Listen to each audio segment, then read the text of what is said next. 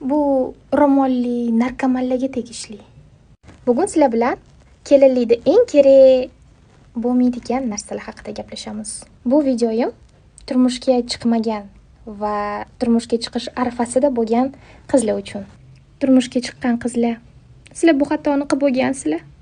Sarpamizda eng keraksiz mahsulotlar chek-listini birinchi o'rinda turadigan mahsulot bu ro'mollarimiz. To'g'risini ayting, siz ham bitta o'zingizga yoqadigan ro'mol olsangiz, faqat o'shani o'raysiz-ku. Bularning orasida даже bir marta ham o'ralmagan ro'mollar bor, tasavvur qilyapsizlarmi? Bu ro'molli narkomanlarga tegishli. Hijoblilar doriga o'tirib qolmaydi. Ular ro'molga o'tirib qoladi. Keyingi o'rnimizni sumkalarimiz egallaydi. Nima siz har kuni sumkalarningizni qo'lingizga ilib olib, pildillab ko'chalarda yuraman deb o'ylovmidingiz? Sarpiyalarga 4 ta dona sumka olsanglar ham yetadi. Chunki baribir 1 yildan keyin mama sumka tutasizlar.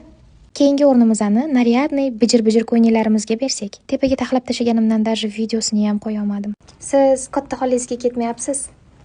Undan ko'ra pachka fartuq oling, foydasi ko'proq tegadi.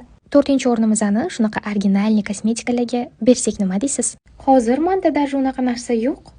Men mana shu narsalar bilan idealniy makiyaj qila olaman. Даже 5 minutda. Ishoning, sizga bunaqa paytda Dior tonalkalari yoki qaysidir brend kosmetikasi umuman kerak emas.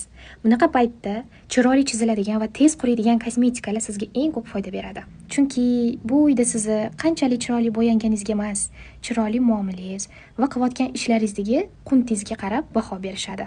Siz ham kelinsiz-ku, turmushga chiqmagan qizlarga maslahatlaringizni kommentariyada yozib keting. Bizga yana nimalar kerak bo'lmagan, yana nimalarni ortiqcha olganmiz-a?